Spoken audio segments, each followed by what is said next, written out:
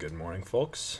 So, we're here to do a ranking of the top 102 defenders in NBA history by me, Bean Tumor. So, these rankings are purely based on my own personal thoughts. Obviously, I'm not God, so can't say I'm infallible, but you may be asking some questions such as why 102, why not 100 or even 101, and to that I say I didn't count right. So tough stuff. But I would like to preface this video by saying that I made this slideshow before the Bleacher Report ranking came out of, whatever, the 99 best defenders ever. Because I remember I literally looked this up on YouTube maybe 5 weeks ago. I was like, there's not a top 100 rankings of defenders on YouTube.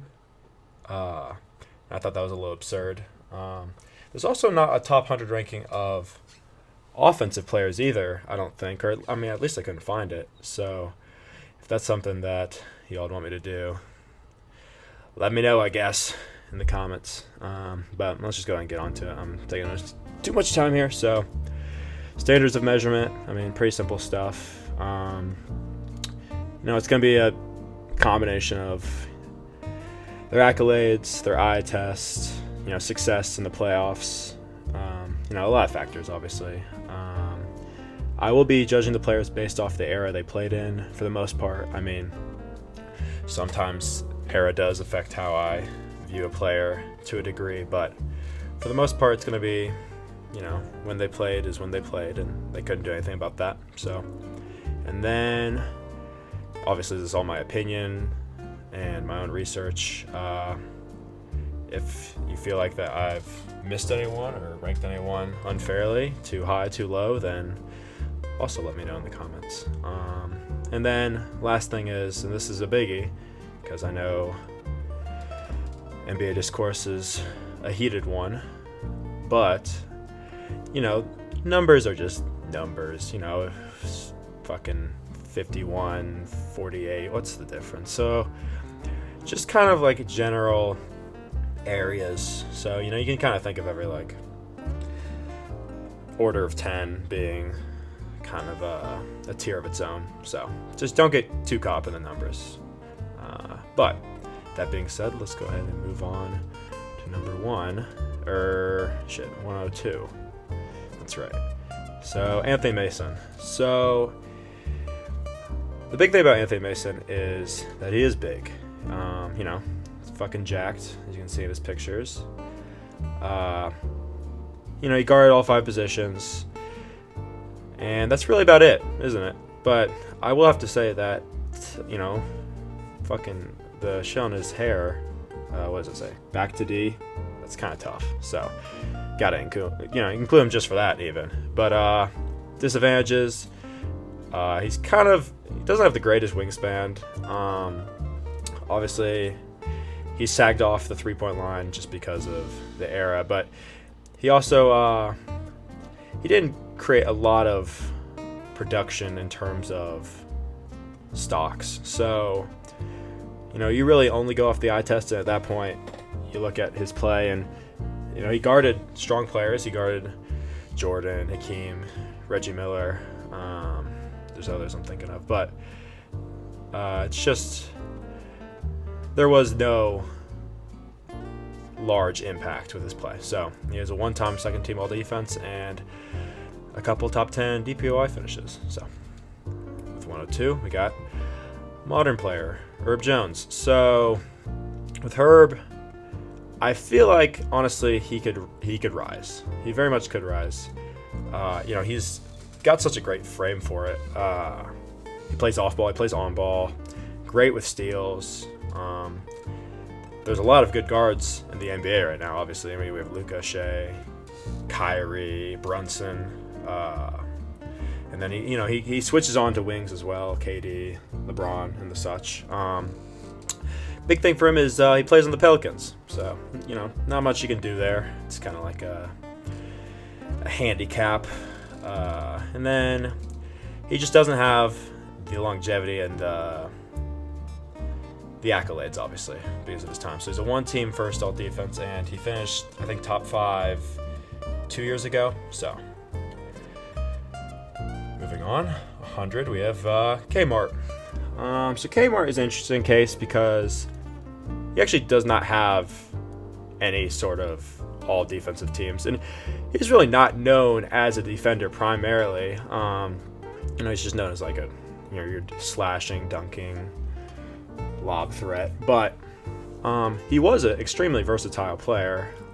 He's switchable. He's physical. He could jump out of the gym. Thing was that he was, obviously he was a 4. He just didn't have the height or the leverage to guard true 5s. Didn't have great rebounding, and he got absolutely fucked by Shaq in the finals against the Lakers, obviously. But, it's Shaq, so what are you really going to do about it? So he guarded, he guarded Shaq, he guarded KG, T-Mac, Tim Duncan, LeBron. He matched up to a lot of good guys, but, he was never known as, like, the greatest stopping force. But he had a couple top 20 DPOR finishes, so that means something, I guess. Speaking of Kmart, we have, like, Walmart. So it's the Walmart to the Kmart, I guess, because Aaron Gordon is basically just Kmart, but better and more suited to a modern game, obviously. He's a very good one-on-one defender. He's easily the Nuggets' best defender ever since losing KCP. I'd say he was probably even a better defender than KCP, but he's obviously an athletic freak.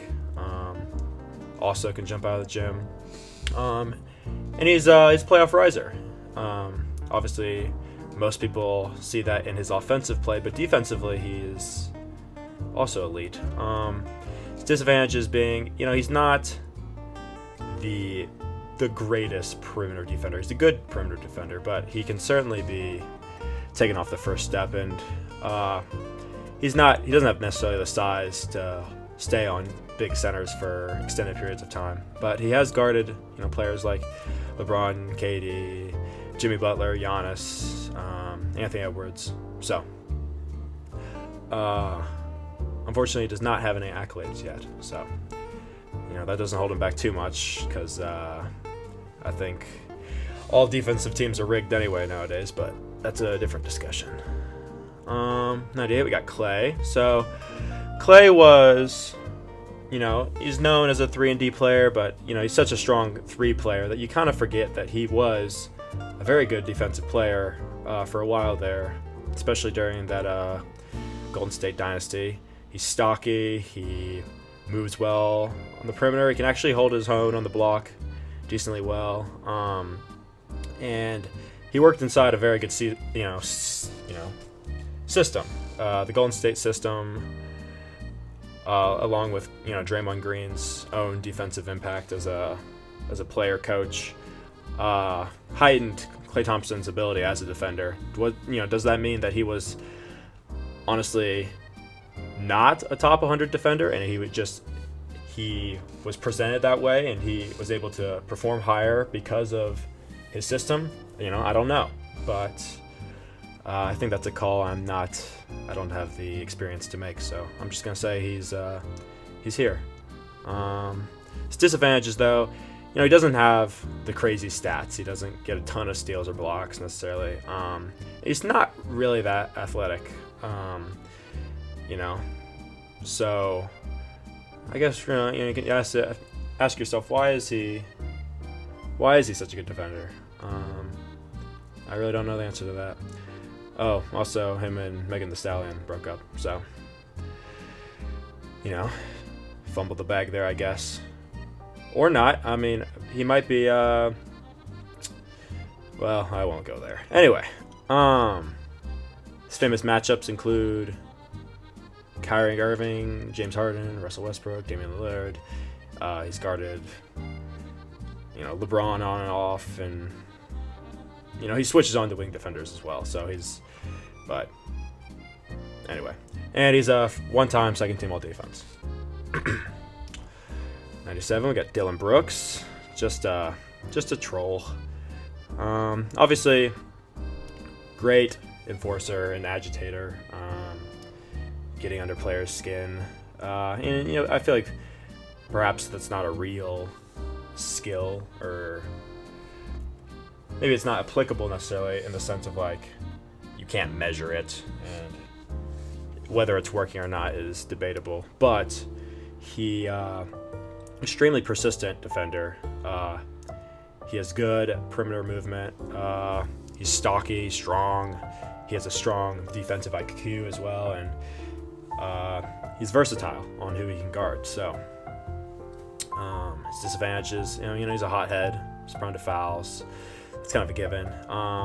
And he can get beat by faster guards. I mean, I wouldn't say he's a full-on perimeter defender. So obviously he's played LeBron and Luka and KD and Dame and Steph in that Golden State series. And he's a one-time second-team all-defense.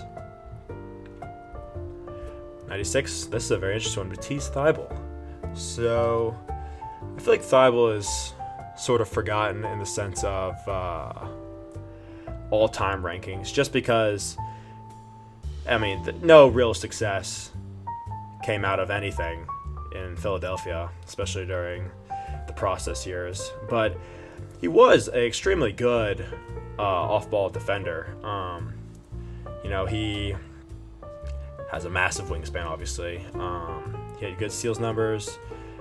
And obviously he had his, it's kind of unorthodox guarding method. When he gets blown by, he is superb at blocking the ball from behind. It's the Russell Westbrook on KD block. But due to his long arms and his ability to successfully hit that move, he's able to cover a lot of his weaknesses regarding his foot speed. He can be over-aggressive for steals, and then he just doesn't have the long-term resume or success to realistically be put any higher than this. But I feel like it could look up for him. Players come back. It's not unheard of. But he's guarded Devin Booker, Steph Curry, Bradley Beal, lots of guards. And his size obviously helps with that. And then he's a two-time second-team all-defense. 95. Oh, this guy, Ben Simmons. That's great. So, obviously, everyone doesn't like Ben Simmons. But one good thing is it's kind of not fun to make fun of him anymore. He's kind of old now. It's kind of like the common opinion, I feel, I don't know how popular sentiment has shifted, but it's kind of like, it's like post-ironic liking Ben Simmons, because all I hear nowadays is like, oh yeah, Ben Simmons, how he went out. But man, was he good those few years. And he was. First team all defense, and he was a two-time first team all NBA too, I think. Or maybe just one time. I'm getting my numbers mixed up. But he has top 5 DPOI to finishes. He's guarded Harden, Tatum, Butler, Giannis, Siakam, LeBron. He's just huge. And for a guard, obviously, realistically as a defender, he's a 1 through 5 defender. He can hold his own in the paint. He's very good on ball just because of his strength. And he's good at recovering off ball, I guess. I wrote that down. I'd have to look back at tape to confirm that. But he doesn't have necessarily the mass to hold like a Joel Embiid or a Jokic for long periods of time. But he can switch on to him. He does have some foot speed concerns just because of how big he is. And he also doesn't get a lot of blocks necessarily. He's not a great help defender at the rim, so that does hurt his versatility there. 94, Avery Bradley. So I actually had Avery Bradley up a decent amount higher at one point. Whatever, like 8 or 9 spots. But I kept looking at stuff, and he really does have a lot of concerns as like an elite defender. I mean, very quick. He was considered a defensive specialist when it came to like point of attack. And he has a decently long wingspan, especially for a guard, but he has size issues for one, 6'2". And he's not a great off-the-ball defender. I mean, he really did not get a ton of steals. Statistically, when he was on the court, the Celtics were a much worse team. Whether that came offensively or defensively, it's a combination of things. But the advanced metrics certainly are not keen on him. But he's guarded extremely good players. Dame, Devin Booker, Steph, CJ McCollum. Out east, I'd have to think of some players. Who's he guarding then? I mean, guard Kyrie. So, but he was a one-time first team all defense, one-time second team all defense, and he had a sixth place finish, I guess. And probably like 2015, 2016, or like 2018. I don't know when that was. Anyway, I probably should have put dates on here, but too late for that now. Too much work, so not doing that. Anyway, we got Maurice Lucas. So this is kind of the point of the video where, I mean, you can't watch everyone play. I didn't actually ever watch this guy play. I've never watched him. I've never even watched a highlight of him. I'm gonna be honest. I mean, you can flame me all you want, I guess, in the comments, but I'm not going back and looking at Maurice Lucas tape.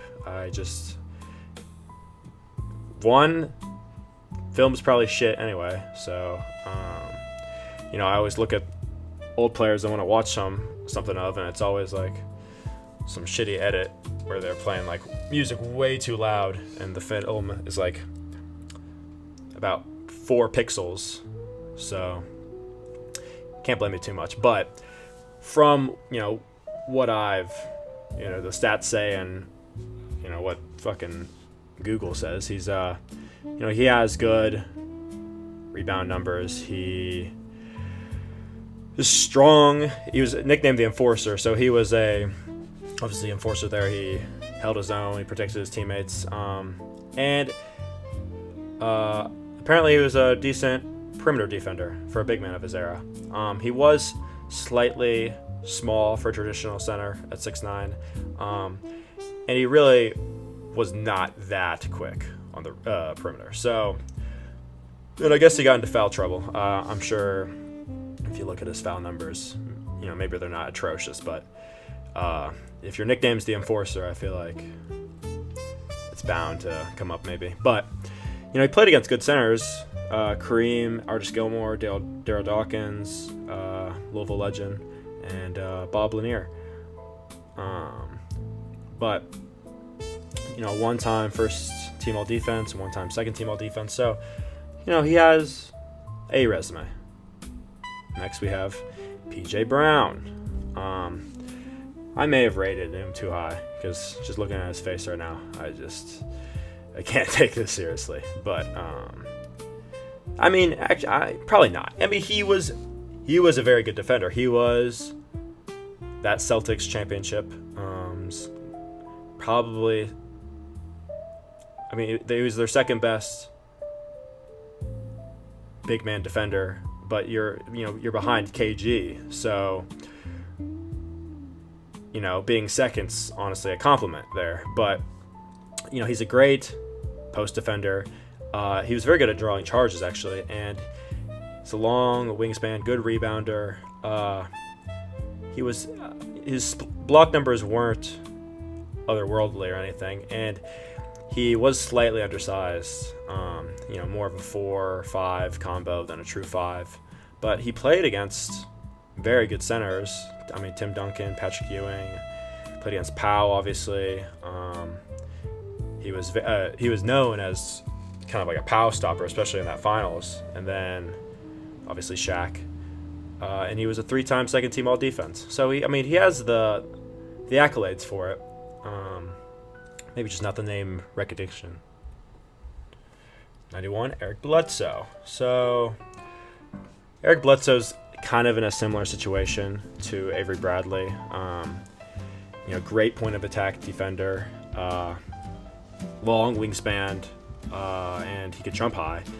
And he was that Bucks team, that finished first in defense. I think it was in 2019, probably.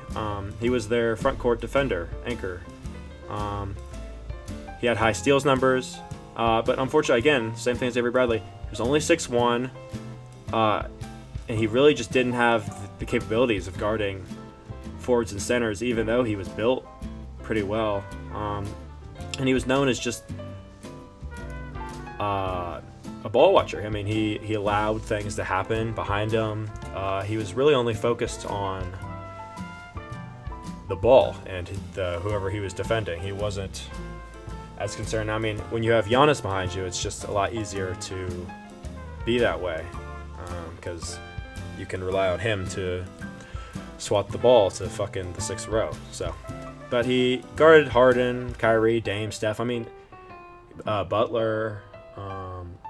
So he has good matchups, and he was a one-time first-team all-defense and one-time second-team all-defense. So, moving on, we have Moses Malone. So Moses is kind of an unorthodox sort of center to talk about because, I wouldn't call him. If you would have asked me before I made this video if I thought he was a top 100 defender, I'd probably say no. He's obviously stocky, he's big, but the only thing people seem to remember about Moses Malone is he won 2 MVPs back-to-back on different teams, and he was a great offensive rebounder. But don't take that away from the fact that he was also a great defensive rebounder as well. He was a strong leader. He had restraint. He had low foul rates, and especially in that physical sort of era. And he was just a big guy. So it's like, realistically, what else do you want out of a center? He wasn't a great shot blocker, and he was flat-footed, so he wasn't built for the perimeter really at all. But for that era sort of center, I mean, he did his job perfectly. So, and he's played against great centers as well. David Robinson and Aris Gilmore, Bill Laimbeer, and obviously Kareem. And he was a one-time first-team all-defense and a one-time second-team all-defense. So, now, 89. Pat Bev, the guy. T-Wolves legend. I'm a Timberwolves fan, if anyone wanted to know. But I think Patrick Beverley is obviously he's just kind of like the guard version of Dillon Brooks. I mean, very good at getting under other players' skin. Not a ton of playoff success, really. But he has an extremely high defensive IQ. And he's known for his extremely wide stance when defending a player, giving him a lots of just allows him to stay in front of players. He's also known for his passion, obviously. I mean, you can see it in everything he does. He cares about the game, clearly, and he cares about fucking playing defense, which is I'm not someone who believes that's a trait lacking nowadays, but I do feel it is a part of the game that could be, I think, focused on more. But he is smaller though. He makes bad decisions, dumb fouls, overeagerness, and as much as I love the T-Wolves, I mean, we're crying after winning a play-in game, and then immediately afterwards, after he's gone, we go to the conference finals, basically, Now, is that more Edwards, less of him? Yeah, obviously, but that's just something to think about. He guarded Dame, KD, Jason Tatum. He's guarded Ant. He's a one-time first-team all-defense, two-time second-team all-defense, and he's had a couple top 10 DPOY finishes. So, 88, Luol Deng. So, Luol's a player I really enjoy watching highlights of. He can play 1 through 4. He guarded he can guard a power forward, LeBron, a Carmelo, Paul Pierce, but he can guard a Kobe and a Steph as well. One-time second team all defense, which I think is, I feel like he's underrated in that aspect of his defense. Obviously, he was a good offensive player too, but he was very good at gluing to his assignment and just making it difficult. He's a smart player too. He was known for studying other players' habits and offenses, and breaking it down from there. I would say he was the Bulls' best backcourt, Jesus, I always forget. Backcourt's guards. Yeah, I'd say he was their best backcourt defender, definitely. So his problems were he just didn't have the range to play defense on the post, and he didn't cause players to, he wasn't aggressive at, attacking the ball. He didn't create a ton of steals or turnovers or blocks. So, he can only be so good of a defender. 87, Paul Preci. So this is a Bucks player. Again, a player I've not ever watched, but he has the accolades for it. He's guarded an MJ, a Magic, and a Larry Bird. So already he has the competition, certainly. But 2-time first team all defense, 1-time second team all defense, and some DPOI finishes. He had a 7'1" wingspan as a guard, which is ridiculous. So that allowed him to be a help defender as a guard. And he also had excellent timing and anticipation, and he was able to create a lot of steals opportunities and turnovers that way. Unfortunately, he did not have ridiculous lateral movement. So, like a very fast Isaiah Thomas can kind of abuse that sometimes. He really should not be guarding on the post just because of his build, and then he was kind of overshadowed by Sidney Moncrief. For how good of a defender is, it's kind of unfortunate that he was next to someone who was better offensively and defensively than him. And he's kind of a player that's, I'd say, underrated, or at least underknown, if that's a word. So 86, Hassan Whiteside. So Hassan, everyone knows, he was good for a while, then he was shit, and then he just left. So obviously, he's a ridiculously good rim protector. 3.7 in 2015, my first date in the whole video. That's great. And he was a good rebounder just from being having such a wide wingspan, having such a good vertical. His physicality, obviously his disadvantages.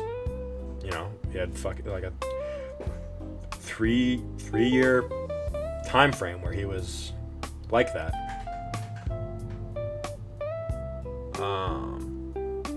He was not a good perimeter defense, and he was especially bad on the pick and roll. And he had effort concerns. The guy, I guess, he thought he was bigger than the program, and obviously he wasn't, because now he's gone. So, I don't know. It was a 1-time second team all defense and multiple top 15 DPOI finishes and a couple top 5 finishes.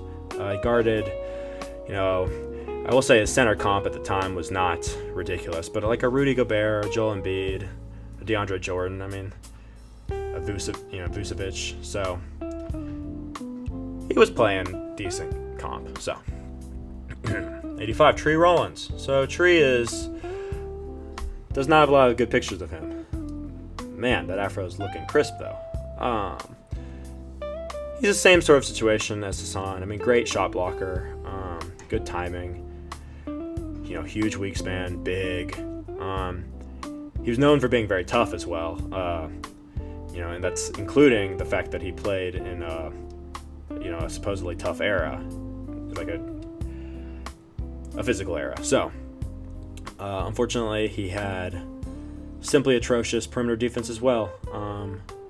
His name is Tree, so he doesn't move a lot. And I guess he could be known for biting at the pump, trying to block. But who doesn't want to pad their stats sometimes? Famous matchups. He bit Danny Ainge. That's right. Tree bites man. That's hilarious. Fuck Danny Ainge, I guess. He played against Kareem, Moses Malone, Bill Laimbeer. So, good centers. Robert Parrish, Kevin McHale. He was a one-time first-team all-defense and a one-time second-team all-defense, and he finished second place some year. Unfortunately, the Hawks were never that good. Actually, that's not true. They were pretty good. They just couldn't get past the Celtics. It still amazes me to this day that Dominique Wilkins, I'm pretty sure this is true. I don't think he ever made it past the first round. I could be wrong about that. I'll fact check that later. And I'm sure you all, if anyone watches this video, you will correct me too, maybe. Anyway, 84, Dyson Daniels, Great Barrier Thief, just a great nickname, by the way. Let's just get that out of there. Let's just start. He's great at getting steals. He just has a tenacity for it and a knack for it. He has good size, good wingspan, and he has the IQ and the anticipation to strip the ball, to steal the ball, and to get in passing lanes. And he also is pretty good at blocking the ball. He's the first guard to lead the league in stocks since MJ, which is an impressive feat. His disadvantages, obviously, to hold the reputation of getting a ton of steals, you're gonna be out of place sometimes, and you're gonna leave your man open. He also isn't ridiculously big, so guarding big man is not his forte, I would say. And this is this is not included in defense, but holy shit, is he a bad three-point shooter? I'm pretty sure he had the worst fucking three-point shooting year ever, maybe except that one year Charles Barkley decided he was fucking Peja Stojakovic, but I digress. He's guarded Luka, Jalen, Shea, Jaylen Brown, and he's a one-time first-team all-defense and a one-time second-team all-defense. So, and he finished second. I think the year he led the league in steals, right? I think he finished behind, was it Mobley? Yeah, pretty sure. Anyway, 83. Chet Holmgren. And where is he? There he is. Come on up here, buddy. Nice. All right.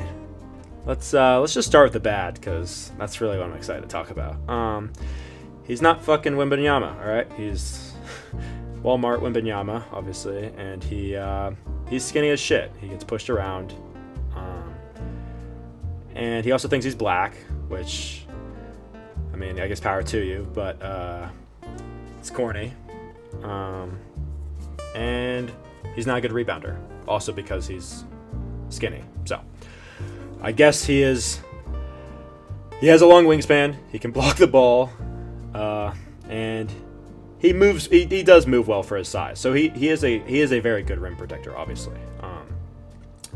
Unfortunately, in terms of playoff success, they won a champ, so I guess you can't discredit him too much. But especially in this last year's playoffs, some glaring flaws were made apparent. But I won't shit on him too much. But he's guarded. He's in a good center area. Embiid, Wemby, Jokic. Those are tough matchups for him. So he's a one-time first-team all-defense, and he finished second in DPOY. I forgot which year. Maybe this is last year. But I feel like with some more experience under his belt, and obviously if the Thunder win some more chips, him being the defensive anchor, he will shoot up the rankings, I'm sure. But personally, not my favorite player. 82, Clifford Robinson. Clifford, known for his headbands, and for being 6'10", and pretty fast. He played for a long time, and he had a very good defensive tenure in that time. He got good stocks, and he was a good rim protector, especially rotating, and he was a leader, apparently. Now, did he? I think he played for that Jailblazers team, so I wonder if his nickname. I guess if he did play for that Jailblazers team, a tough-ass nickname would have been like the Warden or something. I'm sure someone already has that nickname though, but he wasn't a true 5. He had foul concerns, and he had a lot of offensive load for, a player that's not like a consistent all-star. So that did lead to him having lower energy output on the defensive end. He guarded Chuck, Glenn Rice, Karl Malone, MJ, Kobe. So good players. At one time, second team all defense and multiple DPOY top 10 finishes. So 81, Mikal Bridges. I mean, especially after this last year, things are looking up for the guy. There was that low period after that trade went through that I feel like everyone was just shitting on him because, I mean, for good reason. He's not worth 7 fucking first round picks, but he has a great wingspan. He's a very good point of attack defender, and his big thing is he's Iron Man. He's yet to miss an NBA game, and he's known for being a good playoff performer. I mean, he was the Suns' best defensive player.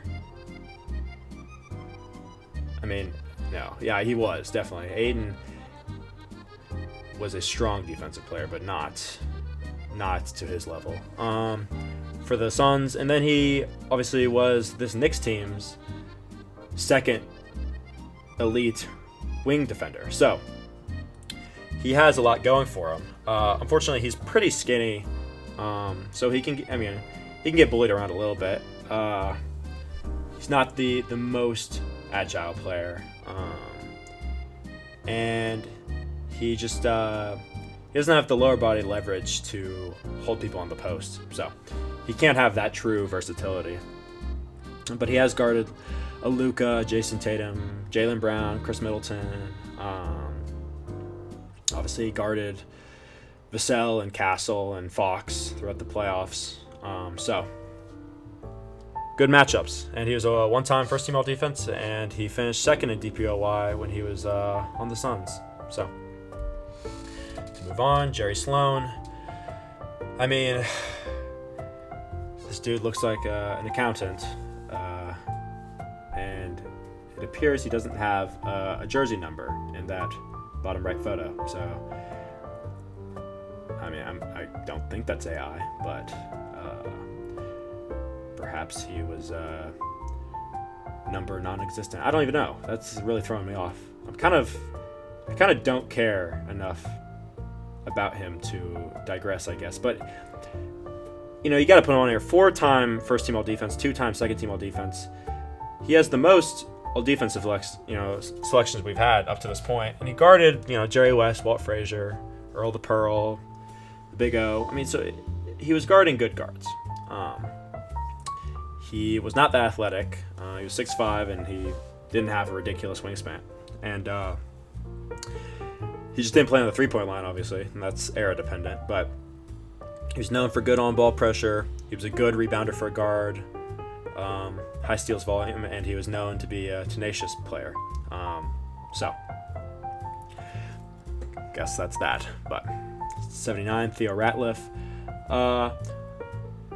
Theo's, I actually did watch some highlights of Theo not too long ago. He's a very good shot blocker, roaming shot blocker.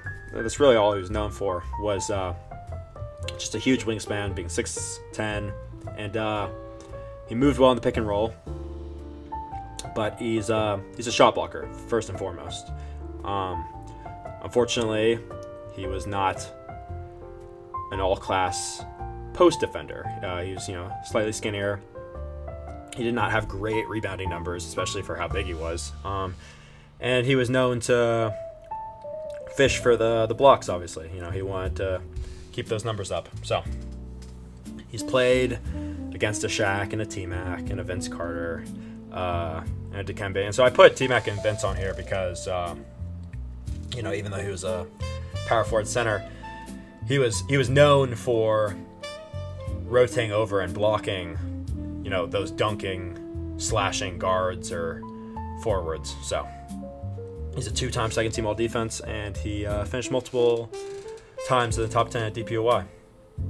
I guess he finished 3rd one year. I'm sure is why he was on the Sixers probably. Heavens, excuse me. Excuse me, sorry. I had a little dandruff caught in the throat. I'm also realizing that I'm perhaps taking a little too long on each of these players, so I'm going to speed things up from here. Start Thompson. He's going to shoot up in the rankings, especially over these next couple of years. He's a freak athlete. He's quick. It really is no sort of disadvantages. Slight fouling issues, but that comes with how young he is. And then he's not really a post defender, but just with his ability to jump and block the ball and anticipation to get steals, I think he's going to certainly be one of the best defenders of the modern era. So he's guarded against Luka, Brunson, Donovan Mitchell, Jason Tatum, Jaylen Brown. 1-time first team all defense, and he finished 3rd in DPOY, I believe, also last year. Larry Bird. Whoops. I don't know. High basketball IQ. Strong post defender. I mean, he's just big. And he wasn't that bad on the perimeter by any means. He had good blocks and steals number, especially for what you'd expect from the expectations of a Larry Bird. But he did not have raw athleticism, really, in any direction. And after he shoveled that driveway, he lost even more. So it was very much early in his career when he was a good defender. But he's a 3-time second team all defense, and he finished 3rd in DPOY 1 year. And he's guarded a Magic and a Dominique and a Adrian Dantley and a Dr. J. So good players. Brook Lopez, he's just big, 7 foot, Splash Mountain. Excels in drop coverage. He showed that for the Bucks. He's been just a high-level rim protector his whole career. Good block numbers. And he's known for his poise. He doesn't bite on pump fakes nearly as much as one would expect from someone who gets a lot of blocks. He does have a low foot speed, though, so that leaves him vulnerable to the perimeter, especially stretch bigs, which is ironic because, he's kind of the archetype of the stretch big. And he actually does not have great rebounding numbers. But he's guarded an Embiid, a Jokic, and a Wemby. 1-time first team all defense and 1-time second team all defense. And he finished 2nd in DPOY 1 year. So Buck Williams, guard MJ, guard Charles Barkley, guard Karl Malone, Dominique Wilkins. He's a good post defender and rebounder. Just a great motor. And he was known for his physicality. But he was not an elite shot blocker, and he did not have the most mobile movement. So that left him susceptible to very fast wings.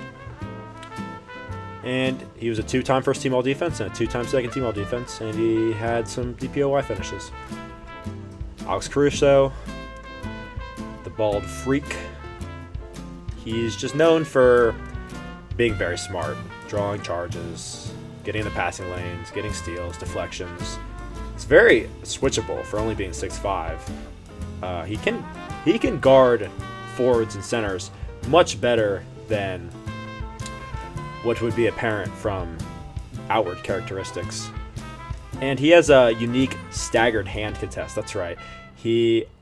I watched a video about this at one point. He throws one hand up to kind of like daze almost, and then throws the other as the actual blocking hand, I'm pretty sure.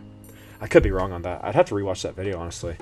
But he, unfortunately, just still does not have the height and weight on some players to be like a primary defender. And he can accumulate fouls. But he's guarded an Ant Edwards, a Luka, a KD, a Jokic, 1-time first team all defense, 1-time second team all defense, and finished top 10 DPOY 1 year. Marc Gasol.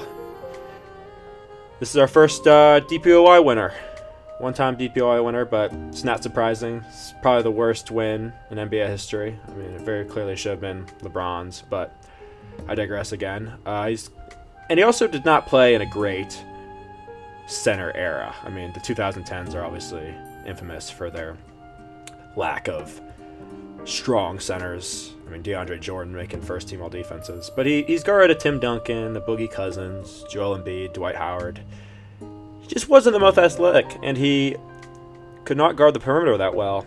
He was a very good, smart post player, and he was an anchor for a team known for being a strong defensive team, the grit and grind Grizzlies. So, Lou Dort,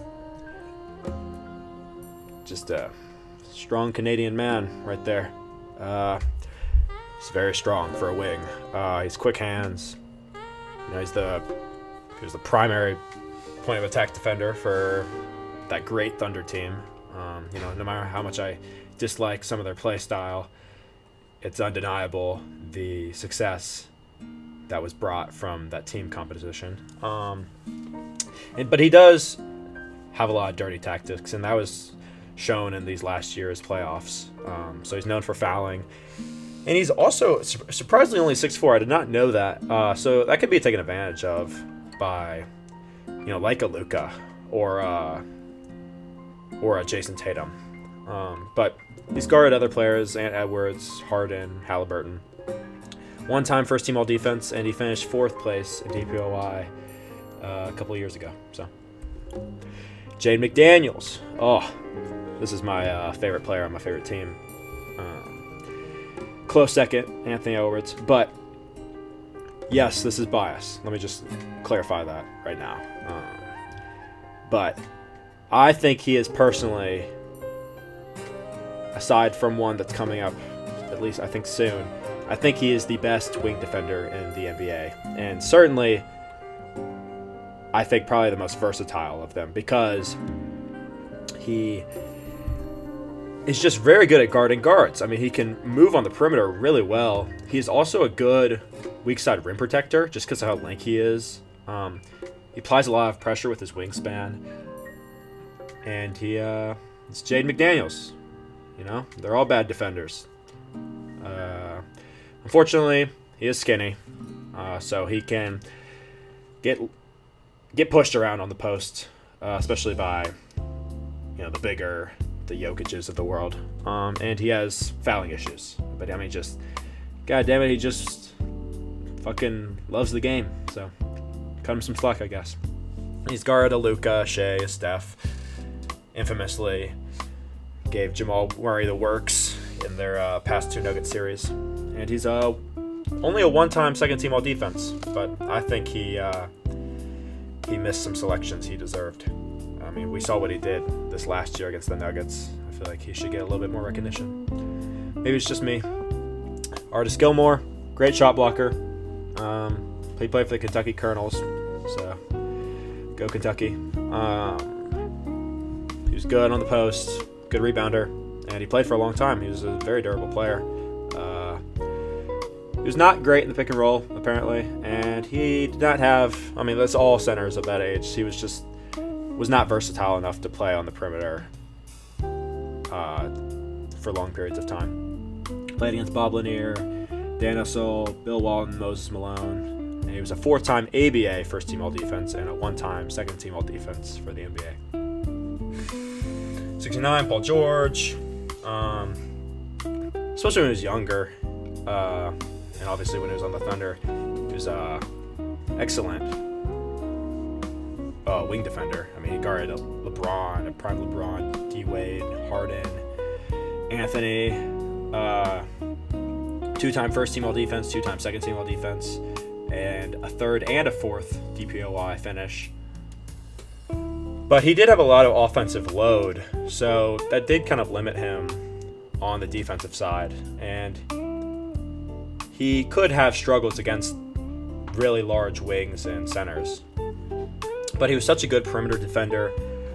He caused turnovers, he got steals, he moved like a guard, and he was big. And he was just an athlete. He could jump, So that gives a lot of versatility there. Norm Van Leer. Just look at this picture. I mean, god damn it, he looks like well, actually, that might be his memorial photo if he's no longer alive. So, rest in peace, Norm Van Leer, if you're no longer alive. But it was good. Apparently, he was a good 1v1 defender, good rebounder, physical. He played college football, so that's an interesting factoid for you. He was known to get into foul trouble, though, and he was known for his temper, and he was only 6'1", and he played before I cared. So, played against Walt Frazier and Jerry West and Goodrich and Bing. 3-time first-team all-defense, 5-time second-team all-defense, and a lot of DPOI finishes. So, oh my goodness. Excuse me. Sorry. Jimmy Butler. Just a fitting number for him as a comedian himself, but he's similar to Paul George, just a little bit better, especially in the playoffs as a defender, but he's built well, moves like a guard, extremely high motor, high defensive IQ. He's known for reading schemes, and he's known as a playoff riser, but he's also known as a clutch defender as well. Yeah, unfortunately, he doesn't seem to really care about the regular season anymore, though. Now, we'll see how it turns out on Golden State this next upcoming year, but I don't have high expectations for them. So, and then he's kind of undersized, honestly, for a wing, and he doesn't have the greatest athleticism, so that does hold him back in some places. But he's guarded a LeBron, a Harden, and a Tatum, a Giannis, a Brown. So he's a 5-time second-team all-defense, and he has some top 10, a couple 10th place finishes, I guess, for DPOY. Jaren Jackson Jr. What an interesting player. I like Jaren Jackson Jr. I mostly like these jerseys. The white Grizzlies, so tough. But it's unfortunate he's on the Jazz now. But it's just a weird player because he is extremely skilled rim protector. He gets high block numbers. He moves well on the perimeter, and he has his own play style where he's a roamer, obviously, and he is able to stop these slashing guards and wings from taking advantage of open space. But just unfortunately, he's just not a good center. He's not a good defensive rebounder. He has high foul numbers, and he just doesn't play big. So I feel like if he just got into the mentality of being a center, I think a lot of things would improve for him. But now that he's on the Jazz, well, actually, no, they lost Walker Kessler, didn't they? He's on the Lakers now. So maybe he could slide back into that role. Who knows? But he's guarded a Wemby and a Tatum and a LeBron, and he's guarded Steph for periods of time. He's 2-time first-team all-defense and 1-time second-team all-defense, and he has a DPOY. So 65, Manute Bol. He's just tall. I mean, 7'7", 8'6" wingspan is ridiculous. You just don't want to drive on him. He's same thing that Wemby is. It's, you don't want to get embarrassed by a guy that looks like a fucking Slenderman. 5 blocks a game his rookie year, on limited minutes, mind you. I mean, the league was just not ready for his kind of build and player. I mean, unfortunately, he was just so horrifically skinny that he could get pushed around regardless of how tall he was. He was not a good perimeter player in the slightest. And he had injury concerns. I mean, he had to play limited minutes, and he just, every year after his rookie year, he just played less and less until it wasn't feasible for him to continue playing. So, I'm not going to edit out these coughs. Man, this shit's going long, isn't it? This might be like a 2-hour video. No one's going to watch this shit.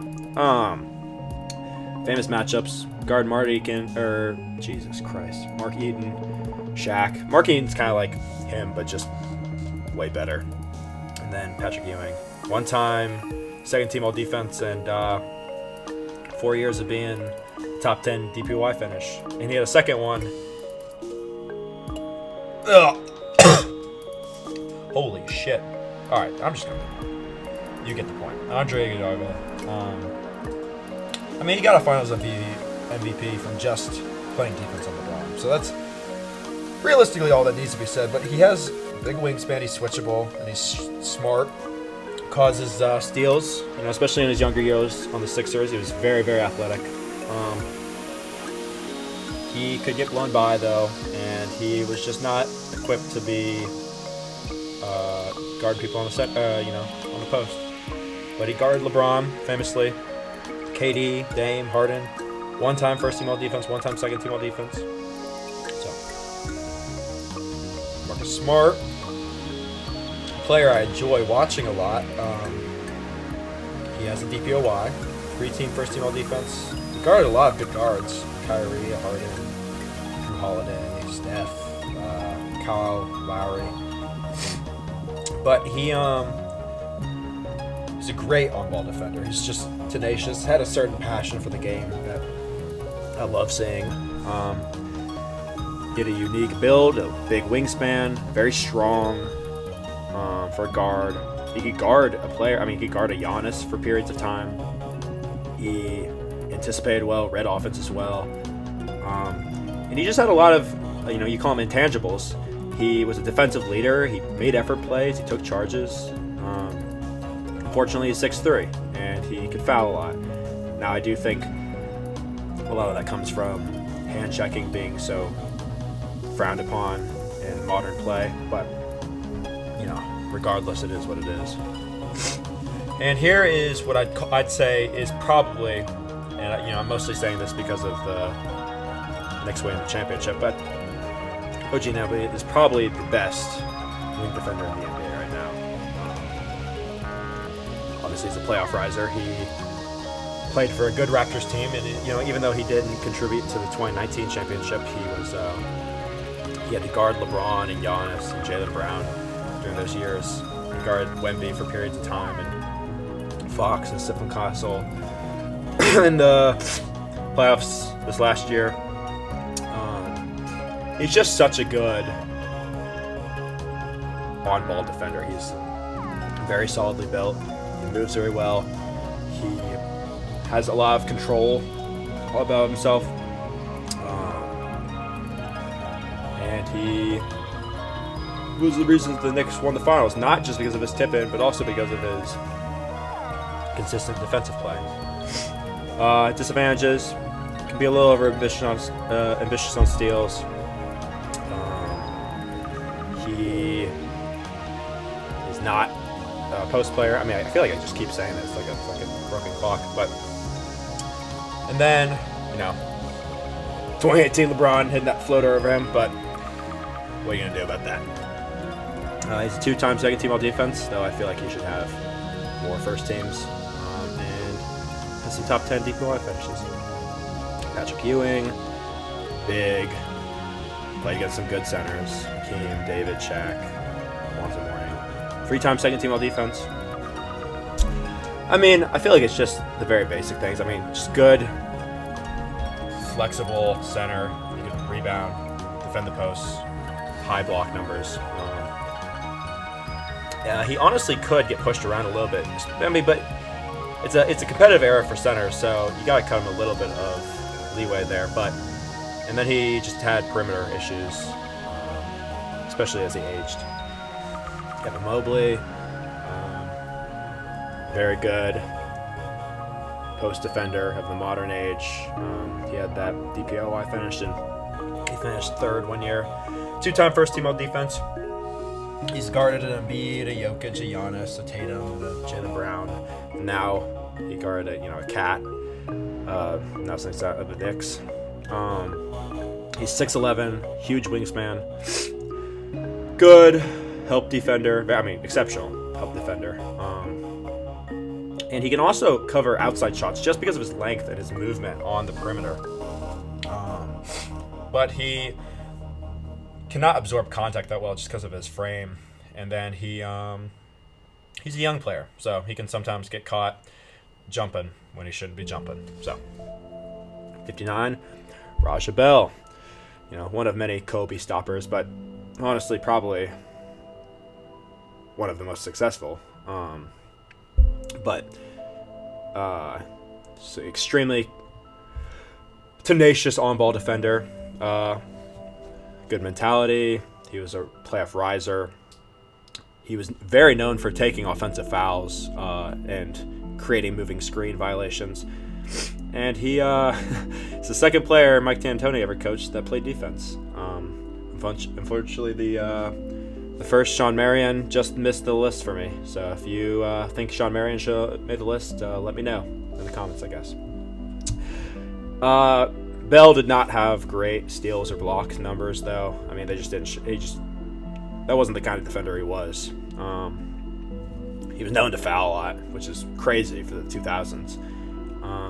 And I mean, I just keep saying the same shit, but I mean, he didn't guard big men. Basically, he was 6'5", so he's guarded Kobe and Manu. I should probably just stop saying this whole bottom section. I mean, I'm sure you all can read, unless you all are listening to this, in which case, sorry, but whatever. He guarded Kobe, Manu, D Wade, T Mac.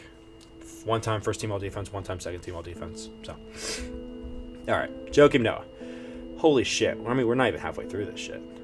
What time is it? I severely underestimated how much time I was going to be spent talking about this. Wow, that picture is like really overexposed.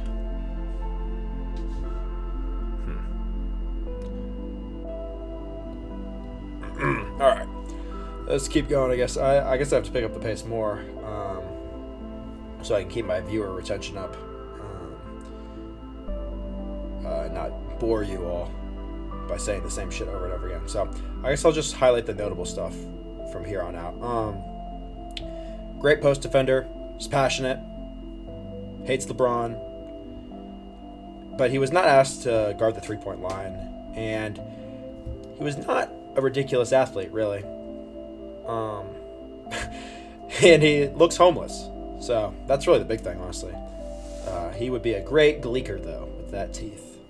Or I should say lack of teeth in the middle there. So, and you all can read. So, keep going. Tayshaun Prince. Good for Detroit. Blocked Reggie Miller that one time. That was really big. He has a huge wingspan. High defensive IQ. Probably the best defensive team of all time, that Pistons team. He was their primary wing defender. So, that says a lot about him. He was not the most athletic, though. So, there was limitations. And he was skinny. He did have 4 straight second-team all-defense selections, though. So, Tyson Chandler. Just looks like a lumberjack. What a guy. Great rim defender. He helped that Mavs run, obviously. Even in his older age, there was, and this is the same for other centers of his era, but there were not great offensive centers then. So it allowed him it freed him up to do more things on the post and to worry less about, ridiculous centers. He didn't play defense on the perimeter. Keep moving. Oh, and he won a DPOY. Let's mention that as well. Maurice Cheeks. Just a great nickname. Mo Cheeks. Really should just get a jersey with that, shouldn't I? High steals volume. That's his big thing. High IQ. He's good man-to-man defender. There's no fucking pictures of him, apparently, though. I looked, and the best picture I could find for this little long shot here is it's an all-star photo, so take it for what it is. And he was probably the best defender on a championship Sixers team. He was small, though, so there were disadvantages. 4-time first-team all-defense, 1-time second-team all-defense. Kevin McHale, torture chamber. He's just so long. He was probably, well, no, actually, but he was a very good defensive player for that Celtics dynasty. He would, you know what? I wrote this then. He would play a good fucking Frankenstein's monster. Look at him. Look at this photo of him. He looks gaunt and shambling. He just looks like he's very pale too. Look at that hair. All right, I'll keep moving. He has slow foot speed. That's a big thing. Well, actually, what else? Oh, he was not a very good transition player either, and that was obviously air dependent. There was not as much transition offense then for him to be taken advantage of by Alonzo Mourning. I feel like Alonzo's slightly overrated as a defender. I mean, he played against good centers, but he just did not make as much of an impact as I feel like he should have as the primary center on his teams. It wasn't until I think he was on that 2006 Heat team. I'd have to look that up though. It wasn't until Shaq rolled around that he got his chip. But he is a great rim protector. He was a good rebounder. He was known for denying passes in the post, and he was a very good help defender.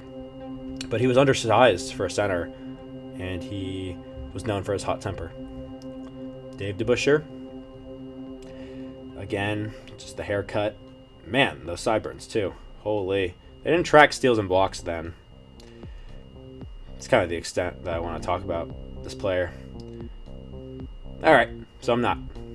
You can pause if you want. Derek White. I like Derek White a lot.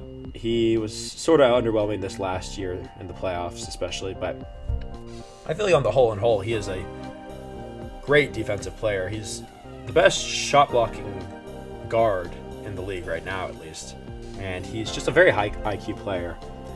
I mean,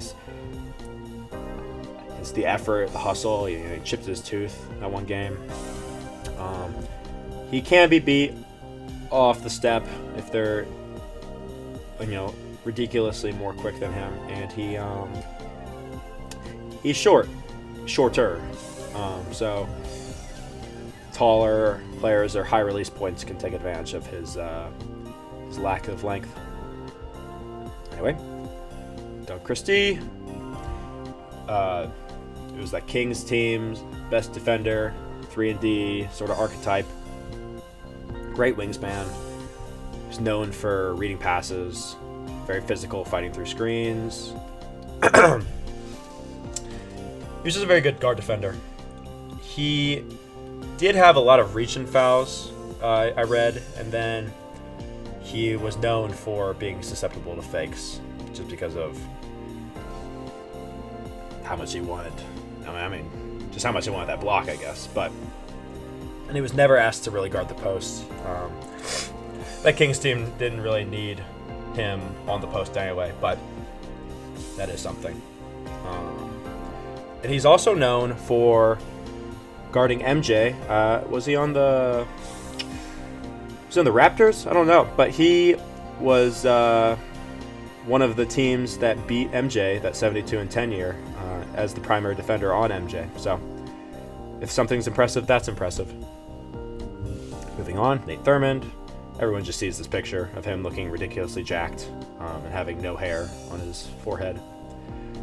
It's really all, I guess. The picture kind of surmises everything you could assume of this player.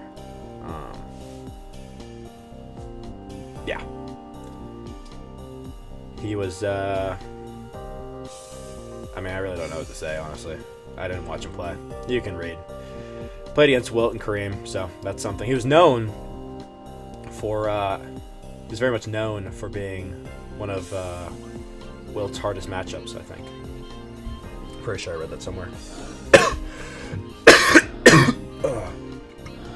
Now I'm just making all the noises out of my mouth. Oh my God.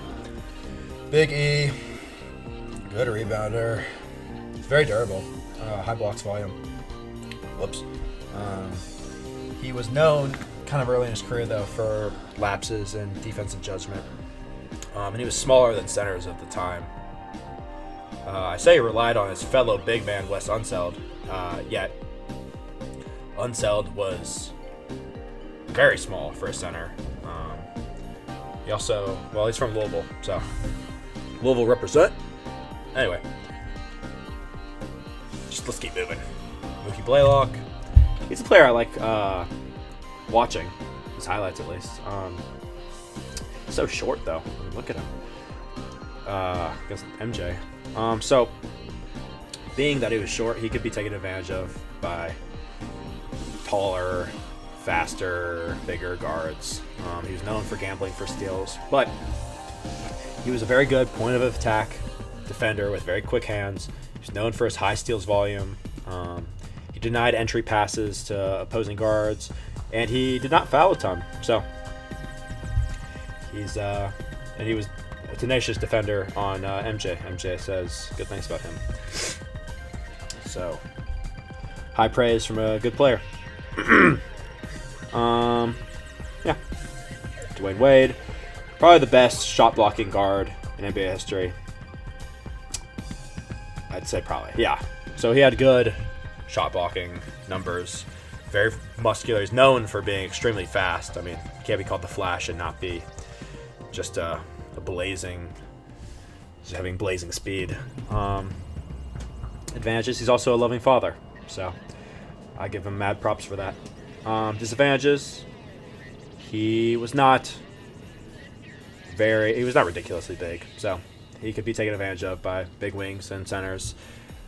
And he was not known really for his like on-ball defense. I mean, just because of his athleticism and his speed, he was a very good defender, but his fundamentals themselves they just weren't historic. So also he was a high scorer, so that led to less effort on the defensive end, or not effort, energy.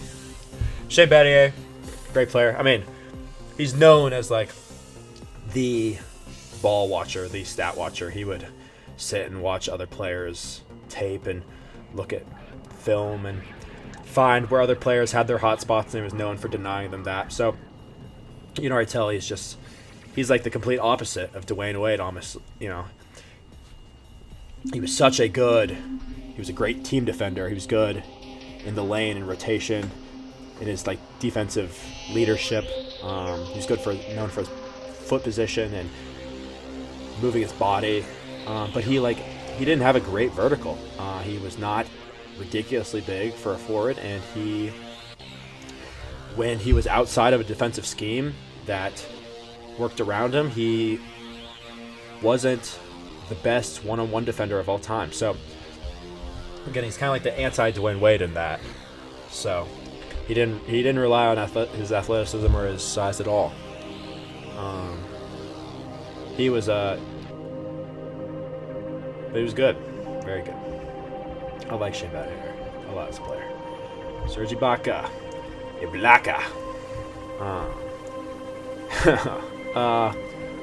High blocks volume, obviously. He was known for his good second jump, so he could, even if he bit at a fake, he was known for being able to get right back up in the air. So they gave him some leeway there. And he was honestly agile on the perimeter for a center. He didn't have great rebounding, though. And he was known for chasing blocks. If she don't call back, I block her. It's a tough joke. Let me know in the comments if you thought that was funny. Anyway, Bam. In respect of Bam's 83 points, I put him at the 43rd spot. No, that's a lie. I don't know why I said that. I don't even know what to say. I guess he's dating the one. He's dating Asia Wilson? I forgot. He's dating an NBA or WNBA player, I thought. I really have nothing to say about him. You can read again. Good block number. No, not good block numbers. Oh yeah, that's right. He honestly doesn't have great block numbers for being such a good defender. I don't even know what to say. Oh, he can also guard 1 through 5 very well. He's known for that. John Havlicek, Hondo. It's just Just a guy. Just good defense. Just a good Celtics defender. Strong IQ. Very good stamina. Yeah. Cool. Rajon Rondo. I met this guy once in Louisville. He was born in Louisville, I think. He's good. On-ball defender. He's very smart. Very, very high. Exceptional basketball IQ. He took charges. Dove for the ball. Good anticipation. And he was a very good rebounding guard. Really for his size. But he was 6'1". Did not block the ball. Really ever. And he could leave his man open trying to get into lanes and anticipate something. Walt Frazier. He's big for a guard. And man, let's just not even talk about him really. Let's just look at that fit. It's just tough. Pimp. Keep moving. John Stockton. Still overrated as a defender, in my opinion, but still a very good one. Played against a lot of good guards, but most steals of all time, while impressive, mostly came from his durability and his longevity, which again is still impressive, but he was really not the best on-ball defender. He was dirty. He was a horrible interior defender, and he just didn't have amazing athleticism. He had low vertical, and he had a short wingspan. He's also immune to vaccines for some reason. Or not immune. That's the word I'm looking for. Repelled by vaccines. So, I also did not include his raping teammate on this list, even though he probably could have slotted it in somewhere here, but I don't give time to pedophiles. So anyway, he was very good at getting in the lanes, and he was a very tenacious player. Yeah. I wonder why they love him. I can give a couple reasons. But I digress. Shaq. He's just fucking big, alright? He's huge. Block the ball. I mean, you're just not going through him. Unfortunately, he was didn't keep himself in shape. Had effort concerns. Was not a perimeter defender, and he could get into fouling concerns. And Hakeem kind of worked him in the playoffs, so that showed some of that inexperience then. Marcus Camby. He's kind of similar to a lot of these 2000s shot blocking bigs, but he was a 4-time blocks champion. And he was a very good defensive rebounder. And he, surprisingly, he had low foul numbers. So he was getting the ball mostly. He was not great on the pick and roll though, and he focused a lot on blocks. That was kind of his thing. So that could leave the team defense as a whole at a disadvantage. Anthony Davis, it's not a lot to say about him. He moves very well for how big he is and how big of a wingspan he has. Very high defensive IQ, great leaping ability. Fortunately, he just can't stay on the court, and he won't fucking play center for some reason, even though he's clearly big enough to play center. Anywho, Alvin Robertson, known for the highest steals average in a season ever, also known as the only guard to have a quadruple double, with steals being the fourth stat, obviously. And he's a great all-ball, tenacious, full-court defender, and he was very mentally strong. He was small at 6'3". He could be out of position just for the amount of steals that he went for, and he had fouling concerns, I guess, with hand checking. But he did guard like a Magic and MJ and Isaiah Thomas, Joe Dumars. So, AK-47. This is a player everybody loves to love because he is. I mean, how can you not love this guy? I mean, he looks like a serf, like a medieval peasant. So the proletariat sort of admiration can be. I don't even know what I'm talking about. He's just a very versatile player. I mean, very high blocks and steals production, very strong defensive IQ. He's kind of ahead of his time in that sort of defensive role as a do-it-all wing Swiss Army knife.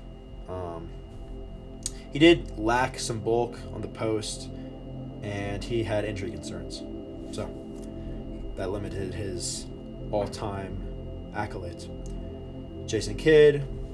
I feel like Kidd is sometimes seen as like the premier, like, you know, aside from like a Gary Payton, like the premier guard defender.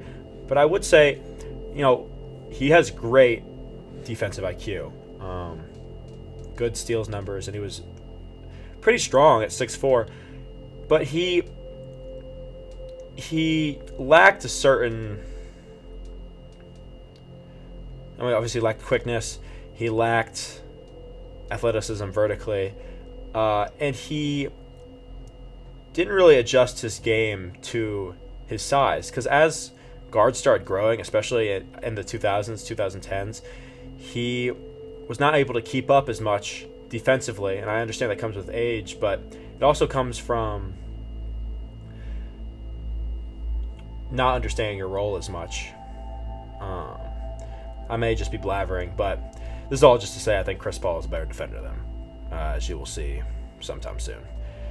Speaking of overrated, sorry guys, I don't think Kobe is that good of a defender. I mean, he's 32, so I mean that's high, but I just think it's all about like the big plays for him is the thing for me. It's like the big block, the big steal, or putting the jersey in the mouth and locking in. But like on a consistent level, one, he was not a good team defender. He was really just not a good teammate. He had a very high offensive load, and that hurt a lot of things. And then he just, he just got old. I do not think he deserved many of his all-defensive selections later in his career, especially. He also cheated on his wife. I feel like people gloss over that sometimes. But he was a 6'6" physical guard, very quick, and he could jump. He had a very good mentality, you know, as much as people joke about Mamba mentality. And he was a smart, obsessive player. I mean, he watched film and he understood whoever he was facing. So this is not to discount Kobe Bryant. He is a extremely good defender. I just don't think he is an all-time, like a top 10 defender all time. So Michael Cooper, another Laker, that kind of the prototype of the 3-and-D, even though he was not that good of a three-point shooter. But he 6'7", good wingspan, he moved well, quick hands. He, like Kobe, he prepared for his matchups a lot, known for understanding opposing players' spots and habits. He was a little skinnier, on the skinnier side to guard big men, and he, even though he guarded wings, as you can see in this Larry Bird image, and Larry Bird's tall, I understand, but there were some high concerns. So Joe Dumars, I feel like Joe Dumars, people say is very underrated. So, and I agree with that sentiment. I feel like as a defender, especially, I guess people don't really understand what he was good at necessarily. People just think like, oh, he won a Finals MVP over IT, so he's similar to IT, but he's really not. He's almost like the anti-IT, almost extremely a very good point of attack defensive guard. He was known as, he was very strong, he was physical, he was disciplined, and on that bad boy Pistons team, that's something that stood out as, while the rest of the team, Rodman, IT, and Lambier were known for their dirty plays, he was well liked by refs. He didn't foul a ton. He was a cerebral sort of defender. He was smart. MJ cited him as one of his toughest defenders, and they beat the Bulls 3 playoffs in a row. So, and in a large part because of him. He was sort of stout. He was 6'3", and he was part of this scheme called Jordan defense, where he was given a lot of help on the post in case MJ got the first step on him. So, in terms of a system, it worked around him as opposed to the other way around. So that is something you could hold against him. And here's Chris Paul. I'm very high on Chris Paul. I feel like maybe I'm in the minority. I feel like a lot of people shit on Chris Paul for a number of things. But he is short. He's 6 foot, and he does not have a great vertical or wingspan, so he doesn't get a lot of blocks. But I feel like in almost every other aspect of defense, he is elite. I easily think, if not the smartest, the second smartest player in NBA history. He's very known for dissecting other teams' offensives, very active hands. He was good. He was amazing on ball and off ball as a defender. High steals count. And he had good body mass size, which gave him, honestly, not an advantage, but it allowed him to guard much larger players than he should have been guarding due to his size. He's one of my first, personal favorite players. So, is bias affecting this? Maybe, but that's for the public court to decide. Dennis Johnson. He's a very good defender. 6-time first-team All-Defense. Nothing to scoff at, obviously. He's not the fastest, and he had strong defensive setups around him, especially those Celtics teams. But he was a great playoff player. Won the Finals MVP with the Sonics, and then was that Celtics team's probably their best defender, I'd say. But 7-foot wingspan, high IQ, extreme pressure and stamina, lands him here. Bobby Jones, the Minister of Defense, fitting nickname. He's kind of like the 80s Andre Karolinko. He could play 1 through 5, very quick-footed, high hustle, very good help defense, so he could get a good amount of blocks at the rim.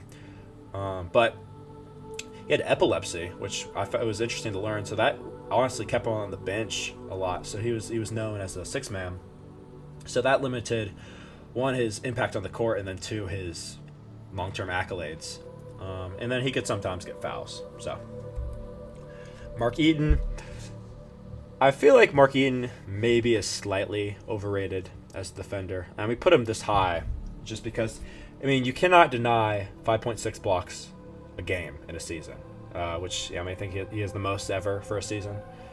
He's 7'4", just ridiculously huge, so he gets good rebounding numbers.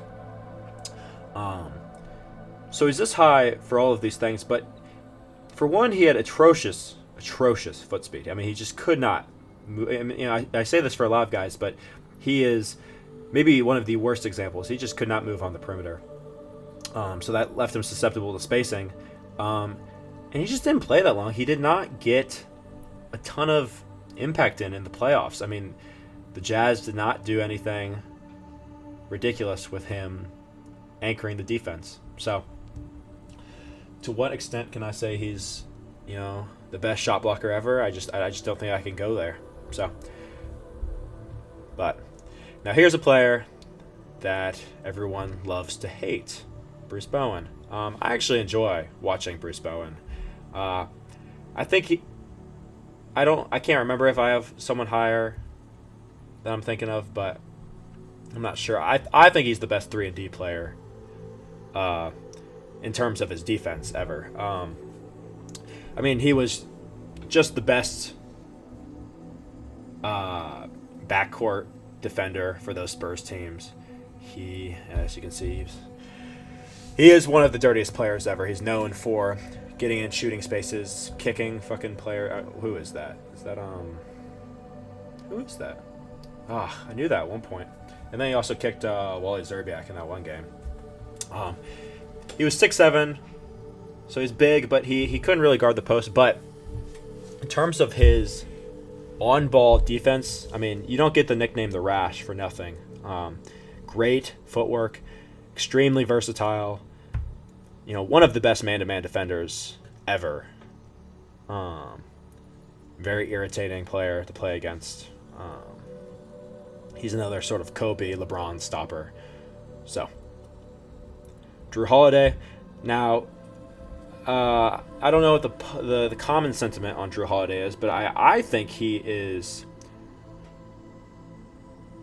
underrated as a defender. I mean, only 3 first-team all-defenses, no DPOY. And I don't even think he has like a second or third place DPOY finish.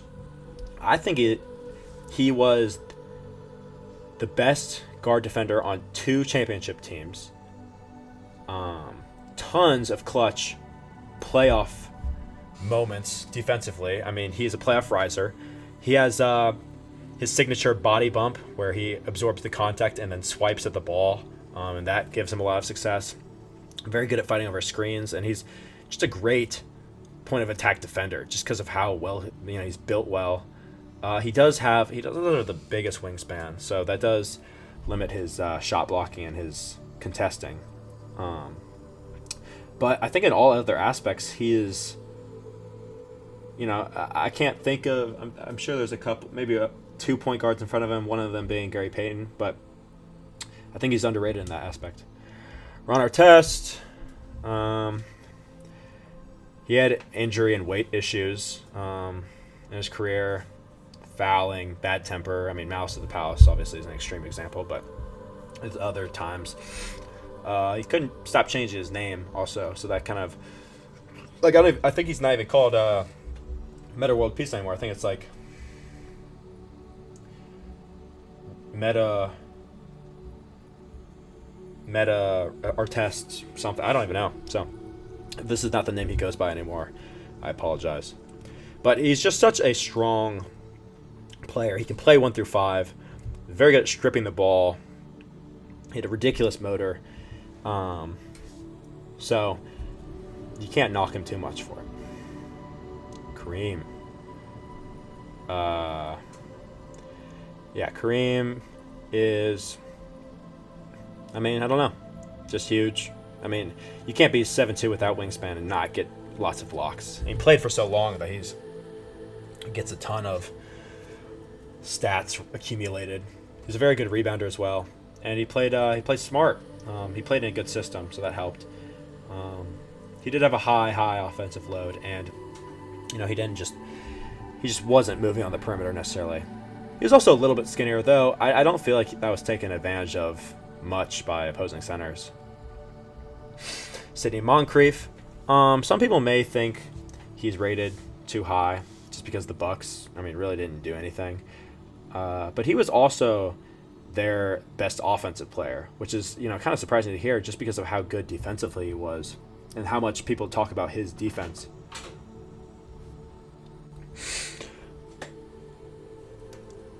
But I think realistically, he is, I didn't put him in the top 20, but he's close to a top 20 defender in NBA history. He beat, and a young MJ who's scoring, God knows how many points. He's known for dropping opposing players' field goal percentages drastically. Extreme core strength. He was very strong. He was a good rebounder for a guard. And he had a low foul rate. He did not really gamble for steals a ton. Now, that did lead to him not gambling for blocks either, so he did not have a ton of post highlights, I suppose. And he was 6'4". He also had knee injuries, which limited him. But Draymond Green. So Draymond's a player, it's a mixed bag with him. Obviously, in recent years, he seems like he hurts more than helps his teams. But when the Warriors were in full swing, I think he is easily one of the smartest defensive players ever. I mean, his versatility as like a free safety, and the fact that he's able to guard centers at his size, but yet have perfect agility for the perimeter is it's just a feat in and of itself. He was a vocal leader. He was the defensive anchor for that dynasty, and he just has the hustle and the passion to have that sort of label as like an all-time defender. Obviously, 6'6" as a center is very short. So, that can be taken advantage of, certainly. And then he also, everyone knows he has self-control issues. But I think you can look past him. He's one DPOY, and he was, you can hold LeBron to an extent, but he was holding LeBron to lower field goal percentages, and that certainly contributed a lot to those championships. Rudy Gobert. Yeah. That's right. T-Wolves fan here, praising Timberwolf. So you're not gonna do shit though. So, but 4 DPOYs is just ridiculous. There at a certain point you have to give him credit. Yes, he has perimeter troubles. Yes, you have to kind of build around him as the anchor. He doesn't fit into like every scheme. And yes, he brought COVID to the NBA, so you can shit on him for that. But man, is he just really good at guarding the rim. He does not have terrible foot speed, though. He can hold his own in isolated moments, and he's a very good defensive rebounder. I think he led the league. Upwards of three times, I think. So, you just have to give him some credit at a certain point. And especially with what he did against Jokic this past year, I feel it's like a culmination of everything you could say about him. So, David Robinson, just a freak athlete, obviously. 7'1", huge frame, athletic. He moved very well. He's kind of like the prototype for like the Giannis sort of build. He had a quadruple double with blocks. It's very impressive. And he had a very high steals volume for a center. He did not have as much lower body strength as some other centers, like your Shaqs and your Hakeems. And he had playoff struggles before Tim Duncan came along, but everyone knows that. Obviously everyone sees the one highlight of Hakeem giving him the works, and then Shaq absolutely baptizing him. But he won a DPOY, and he's such a good all-around defender that you can't throw too much shade. Michael Jordan. I know people are going to hate me for this because they know that LeBron's ahead of him now. But first thing, again, I don't feel like rankings matter that much. Let's clarify that beforehand. And second of all, let's just say he's number 17. He's a great, great defender. 6'6", 7-foot wingspan, extremely good perimeter on-ball defender. He was known as a ball hawk. He led the league in steals 3 times, and he could just jump. He could fucking float out of the gym. So he got good block numbers. And this is where the disadvantages come in. First of all, he wasn't equipped to hold larger players for long periods of time on the post. And in that era, centers were such a big deal that the fact that he wasn't able to rotate onto them for a scheme meant that he had issues. Another thing is that he had two other players on his team that are better defensively, in my opinion, than him. So does that mean the scheme helped him a lot? I mean, yeah, I think it did. And then obviously, I mean, he probably had the highest offensive load of any player ever. So, the fact that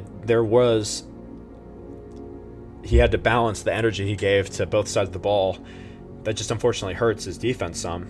And he was known for gambling, whether that be steals or fucking poker, I guess. So, but that is not to discredit him. I think he is easily the best. No. Well, is he the best shooting guard defender? No, because I have a guy ahead of him, which you will see in a little bit. But he's a great defender, obviously. Then we have Giannis. I mean, there's not much that needs to be said about Giannis. He just moves so well at 6'11". He's a playoff riser. He has good defensive rebounding. He's a good weak side defender. Obviously, everyone knows the block on Aiden. So, he can get pushed around a little bit by the bulkier centers. We all know he's jacked, but a lot of that comes in his upper body. And then he does have some lateral quickness concerns. But he has a DPOY, 4-time first-team all-defense. I think he should have more, honestly. But, yeah. And then here we have it. It's LeBron. So, let's preface this first. Let's start with the disadvantages. I think for how good of longevity that LeBron has, I honestly think this is something that MJ has over him. I think MJ was a better defender for longer. Or not. Let me clarify. I think his defensive prime was a longer period of time than LeBron's was.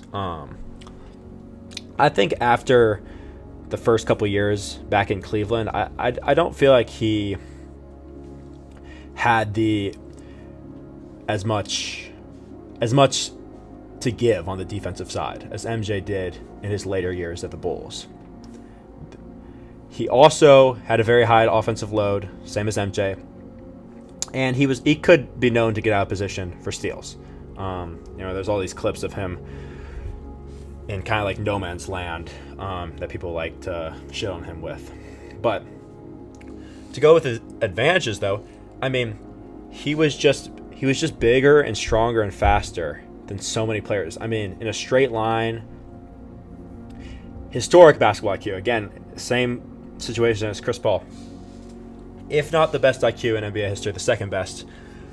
He was known for anticipating past and reading schemes, and positioning his other teammates into better defensive locations, so that defensive leadership. He's easily got to be one of the greatest transition defenders of all time. I mean, the best defensive play in NBA history is his block in 2016. So just think about that. For how good of an offensive player he is, his greatest highlight ever is a block. So, and then he's, I say the most versatile player ever. I mean that in terms of offensively and defensively, but he has guarded all 5 positions regularly. So that it all contributes to him, I think, just being a more holistically better defender than MJ. And I think he should have a DPOY. I think that's a common sentiment, but yeah. Anyway, 14 here, I think Tony Allen's probably the best shooting guard defender ever. He's guarded a Kobe, a LeBron, a Steph, a KD, a Westbrook, a Dame. I mean, there's just such a resume. He did have some fouling concerns, and he didn't have, honestly, great steals or blocks numbers for how good of a defender he was, but extreme strength, extreme passion. He moved through screens, very quick hands, relentless pressure, he could defend much bigger guys than himself by just breaking rhythms and denying them the ball and irritating them. And then the big thing for him, and again, this is entirely based off of defense, almost all of his energy went towards the defensive side of the ball.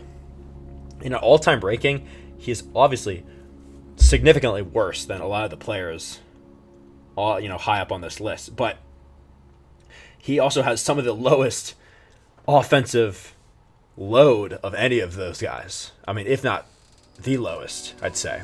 So, he did have some comments about LeBron defensively recently, which I just find funny, I guess. But I mean, regardless of what he says outside basketball, he's just such a good defender. Yeah, I mean, you don't get a nickname like the Grindfather for nothing. So, Victor, I feel like I really shouldn't even have to say anything about him. He's gonna shoot up the rankings. I think, honestly, I could probably even now put him at a higher spot. But he just has a lack of experience and accolades and time. So I feel like just give it a couple more years and he'll cement himself firmly in the top 10, top 5. A DPOI, 2 first-time finishes. Though Embiid did fucking drop 70 on him, so again, hold an asterisk on that. But he has injury concerns, I feel. He is yet to be massively injured yet, but I feel like with how he's built, it's a high or not high. It's a reasonable possibility. And then he's skinny, so I mean that is one thing. But I mean, he's possibly the greatest rim deterrence ever.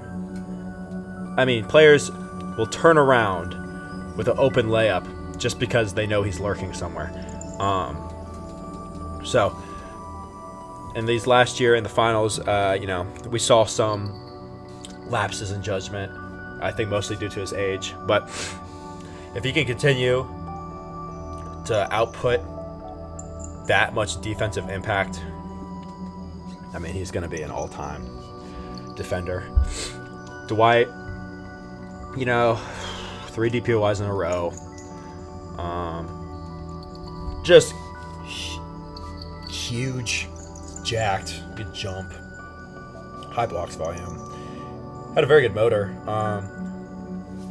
and he can move well for his position out on the perimeter. So that was unique, at least for those 2000s. It became less and less uncommon as the years went on. But he wasn't great in the pick and roll, and he had just kind of a short. I mean, he was a good defender into the 2010s, but he certainly lacked that ridiculous sort of dominance on the defensive end, at least by then. Dikembe, he has a good JPEG Mafia song. Yeah, if any of y'all have listened to that song. Yes, I'm white, by the way. I'll just clarify that now, I guess. I mean, if you couldn't tell already.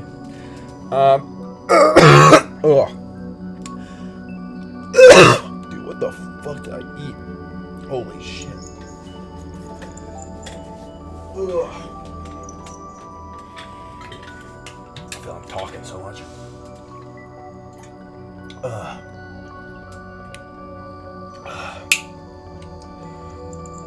Excuse me. I'll probably edit this out. If I don't, then take this as a little break, I guess. Ugh. Guys, I swear I'm not that unhealthy. Holy jeez, I sound like a fucking chud right now. Ugh. Alright, let's keep moving. He's a great rim protector. Huge wingspan. Very good rebounder. Kind of relied on drop coverage though, just because his foot speed was so low. And then he didn't step out to the three-point line really ever. So, but no one can deny that finger wag. Alright. Gary Payton. He is... So, hold on. I'm trying to think now. Did I have a point guard above Chris Paul? I don't think so. I guess, yeah. So I'd say Chris Paul is like the second best defensive point guard ever. But very clearly, at first is Gary Payton. I mean, full court denial, pressure, he had active hands, great steals volume, very, very good moving laterally. I think easily the greatest perimeter defender ever. He was very tough. He played mind games with the other players. He had a mentality that sort of allowed him to get under players' skin. You know, why they didn't put him on MJ until like Game 3 of the finals, you know, I'll never know. But he could have problems getting fouls with hand checking, and then, you know, unfortunately, you know, no matter how good a defender you are on the perimeter, if you just don't have the size, then forwards and centers are going to present an issue too. But I feel like it makes up for it so much that you can't say much about it. 9, you got Ben Wallace. What to say? It's just so strong. I mean, only being 6'9" hurts, obviously. So, and then he can move on the perimeter, but not to the extent of guarding guards full time. He also had anchor concerns, the same as Ron Artest, obviously. But he could jump multiple times in very quick succession. Like lots and lots of blocks, obviously. 4 DPOYs. And he just had an endless motor. He was the best defensive player on probably the best defensive team of all time. So it's not much more that has to be said. Dennis Rodman. Kind of a lot here.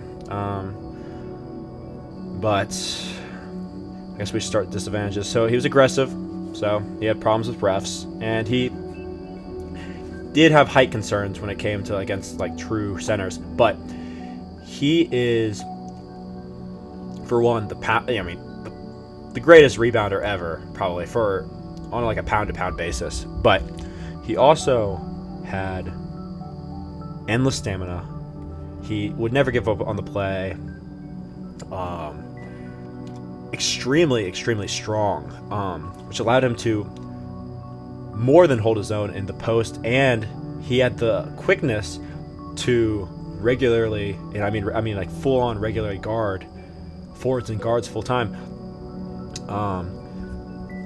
So it really allowed him to be. He could fit into really any scheme. Is the nice thing. I will say, I said Tony Allen. He is also in that same sort of category, though. And he had very low offensive responsibilities, which allowed him to put so much towards, you know, rebounding and defending. So 7, Will Chamberlain. I don't know. You know, you kind of have to put him this high just because of everything about him. But in a sense, you kind of like don't really believe it almost. Like, yes, he's statistically the greatest rebounder ever. I don't think he is the greatest rebounder ever. I mean, he's playing against guys significantly shorter than him, and I know I said it wouldn't affect my opinion, but you know, it does to an extent. He was a very good rim protector, though, and he was an amazingly gifted athlete. But he was also really a horrible playoff player, and this has been talked about a lot, especially recently. And then, unfortunately, blocks and steals weren't tracked until his final season. So I guess we'll never know if he had a 100-block game that we never saw film of. Kawhi Leonard. I don't know. He's just a beast. I mean, robotic in his sort of meticulousness to defense. He doesn't get angry. He is a playoff riser, high defensive IQ. I mean, humongous hands. And he moved them well, so he got lots of strips and blocks, etc. And he was strong and mobile. I mean, there is really no disadvantage to him. The only disadvantage is that he gets injured, and he's just not on the court as much. And he also had a high offensive load, especially, you know, in the latter half of his Spurs tenure, and by the time he got to Toronto. But I don't feel like you see any lack of effort on the defensive end because of how much he scores. So, I mean, that's why he's in the top 10. Scottie,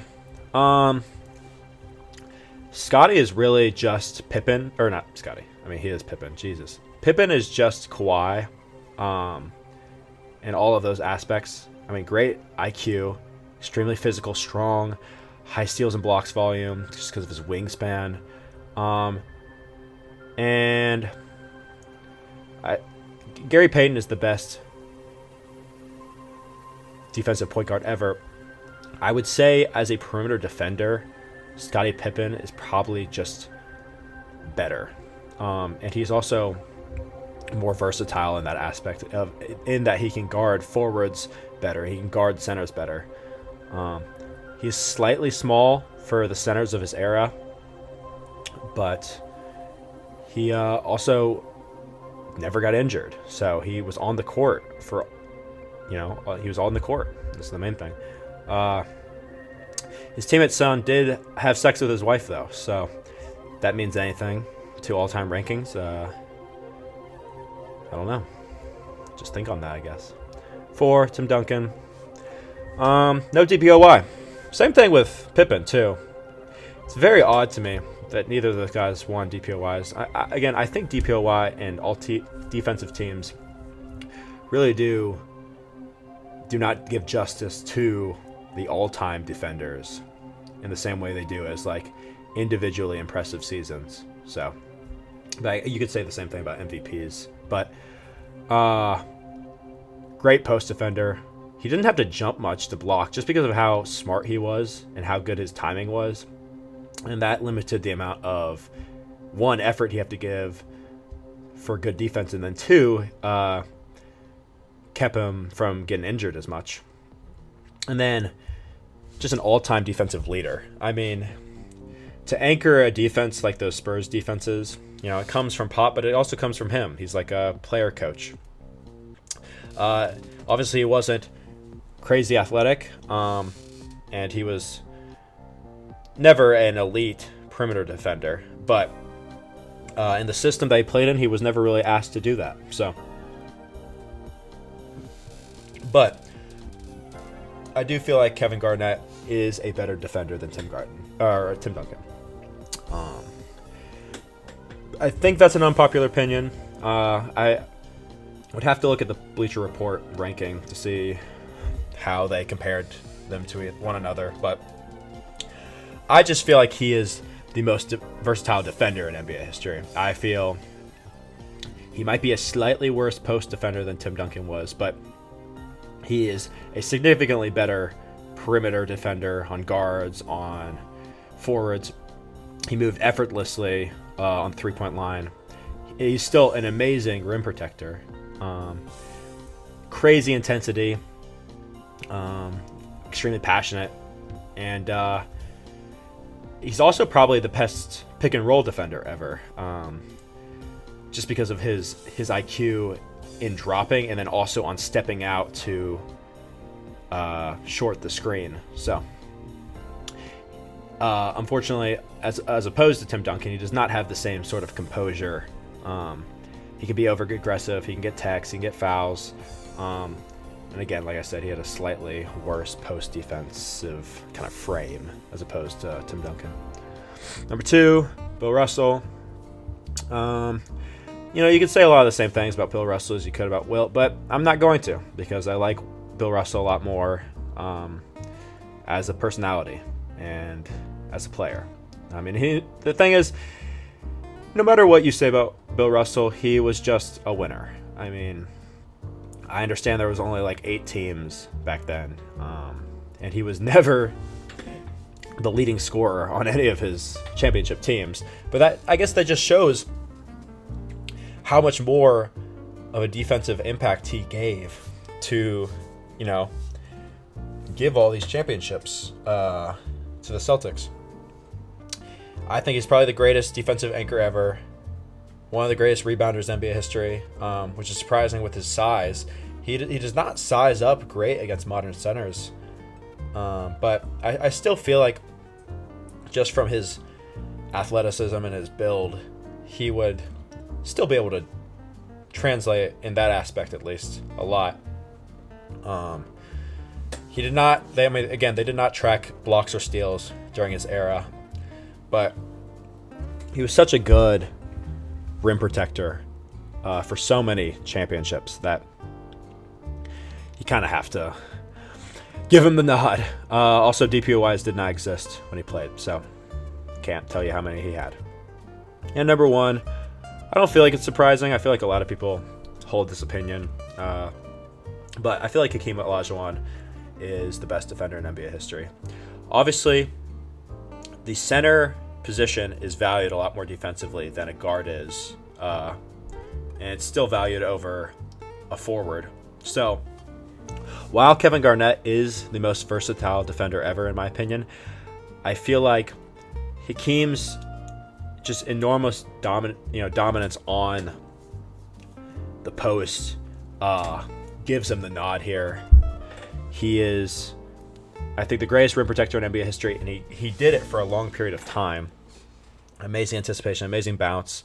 He moved well on the perimeter. While I don't think he was as versatile as some other players, for his era, he was a great perimeter defender.